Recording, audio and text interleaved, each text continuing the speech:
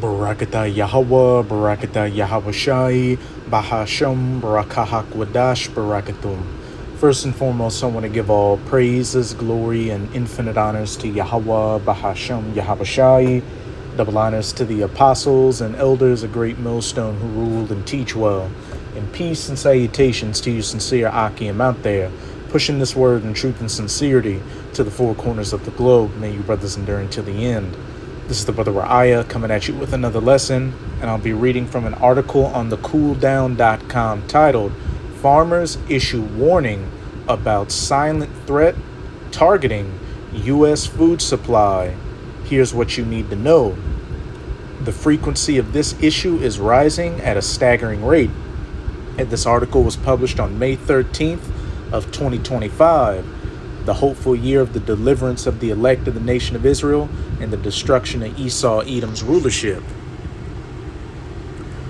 Farmers throughout the United States are contending with the chaotic form of extreme weather, more often one that poses a specifically grave threat to our food supply chains. And over these last couple of years, U.S. farmers have just been going through it, with them having issues with their government subsidies and them getting taken away and trying to keep them, adverse weather events as we're going into with this article. And of course, the tariffs, which you've had a lot of them complain about. And what is this ultimately, going to affect? The food supply chain.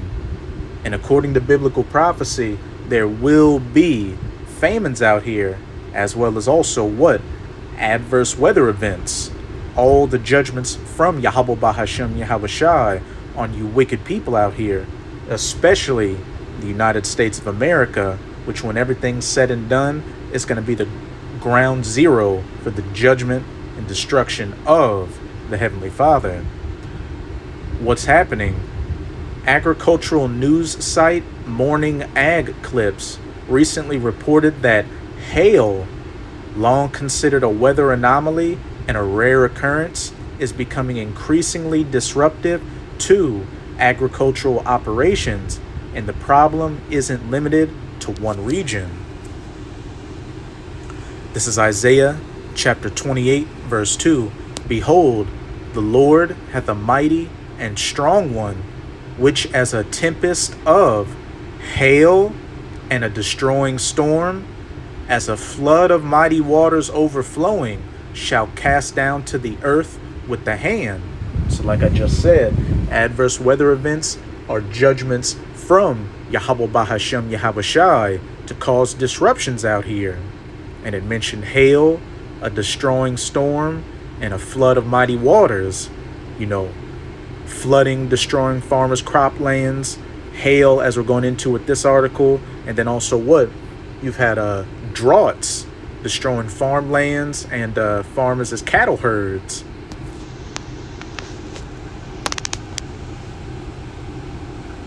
Once rare, hailstorms are not just increasing in frequency, they're also becoming far more destructive. A powerful hailstorm hit Spain's Girona province in 2022 following a marine heat wave, devastating crops and causing at least one fatality, which, actually, let me get that. Since I just mentioned droughts were also a form of judgment. This is Isaiah 29, verse 6. Thou shalt be visited of Yahweh of hosts with thunder and with earthquake, which, earthquakes are happening damn near daily all across the planet. A couple of months ago, you had that destructive one in Thailand. And then over in California, you had some scientists on the mainstream news say that there could be a day where 10,000 earthquakes take place due to a underwater volcano off the Pacific coast erupting, and great noise with storm and tempest and the flame of devouring fire, which is ultimately talking about those nuclear missiles hitting this place. But what have we also had? Destructive forest fires, which have been caused by droughts and just overly dry circumstances out here. And a lot of this stuff that aren't even talking about in the mainstream media, but all across the country, destructive adverse weather events are just wreaking havoc. It's true that extreme weather is not a new phenomenon, but experts have said rising global temperatures, which, that's debatable, are influencing their frequency and severity in much the same way steroids can impact sports. But it's ultimately Yahweh Bahashem Yahweh Shai turning up the heat. Why are supercharged hailstorms a threat to the food supply? As the outlet pointed out, severe hailstorms can arrive without warning and devastate entire fields in minutes, packing a 1-2 punch of volatility and destruction. This uptick in hailstorms constitutes a major underreported risk to global food production, according to Morning Ag Clips report. Palmetto Revolutionary that's something else. Hailstorm frequency is rising at a staggering rate. The article indicated that there were 5,373 significant hail events in the United States in 2024, up 43% over 2021, when there was 3,762 hailstorms in total. The site further explained that, unlike other, more predictable forms of supercharged weather, like flooding and drought conditions, hailstorms are a sudden impact threat without time to prepare. Morning Ag Clips said farmers can lose an entire crop in minutes, adding that in severe cases, entire harvests are written off. Because hail can strike suddenly and storms aren't confined to one geographical region, cumulative crop losses pose a threat to food supply chains, and people who grow food at home have also seen devastating hail-related crop losses. So that's it with this article. But this is 2nd Esdras chapter 15 in the Apocrypha. I'm going to start at verse 10. Behold, my people is led as a flock to the slaughter, speaking of you Israelites, or you so-called Negroes, Latinos, and Native Americans as you're known today. And we have been led as a nation into the flock of the slaughter of America, Babylon the Great as it's known in the scriptures, and as it's also known as, I will not suffer them now to dwell in the land of Egypt. As pursuant to Revelation 11 verse 8, the United States of America is also known as spiritual Egypt. And when you look at the accounts of ancient Egypt, what happened? There was 7 years of famine, caused by adverse weather events. And there's nothing new under the sun. The same things are going to happen to this modern day spiritual Egypt.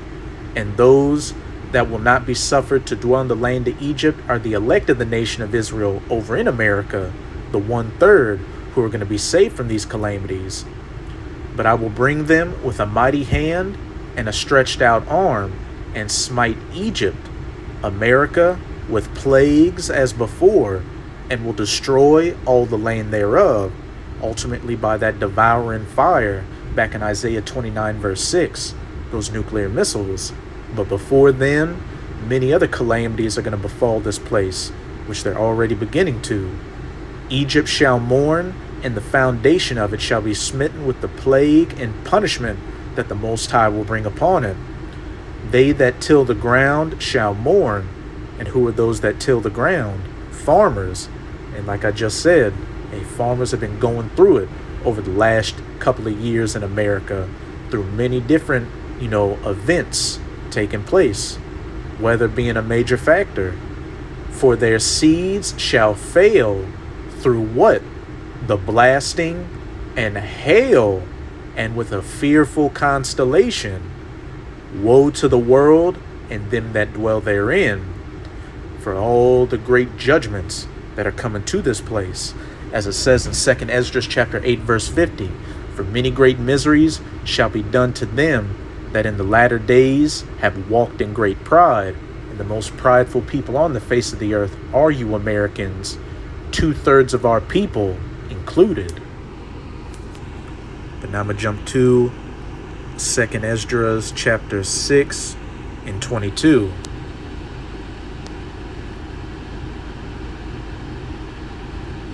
And suddenly shall the sown places appear unsown, the full storehouses shall suddenly be found empty. And what do farmers do with their croplands? They sow seed. And what do we just read?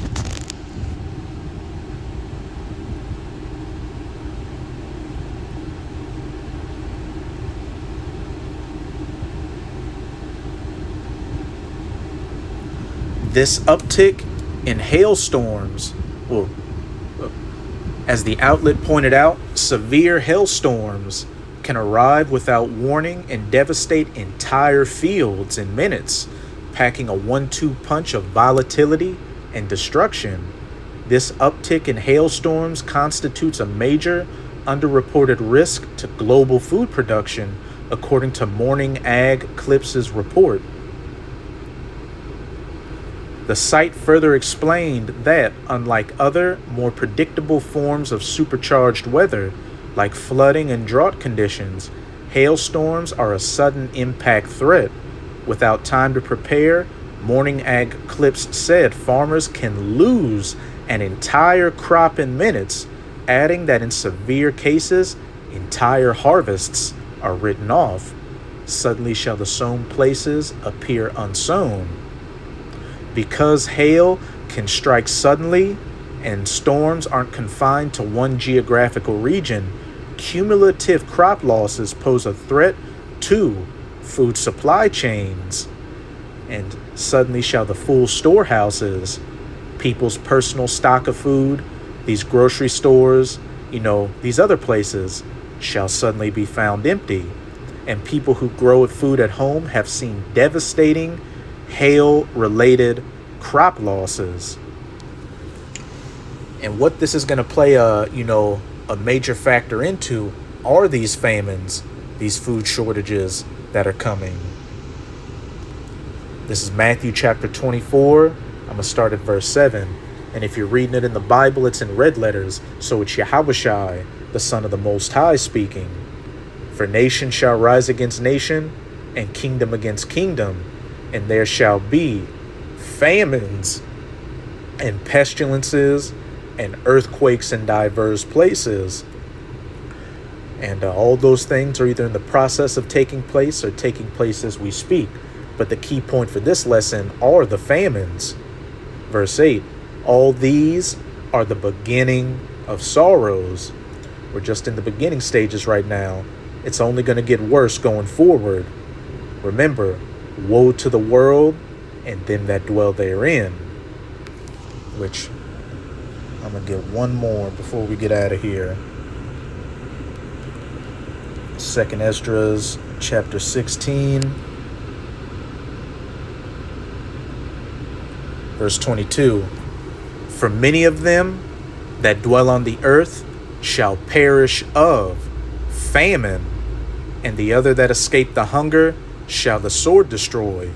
So famine is going to be one of the major ways Yahweh Bahashem Yahushua is going to judge these people and take them out. So with this video, I hope you sincere, Akim, and Akwath were edified. Keep strong. We are almost out of this final wicked captivity of the heathen nations, chiefly of the Edomites. And as always, I'm going to say Abad Babol, Kwam Yasharallah, and until next time, Shalom.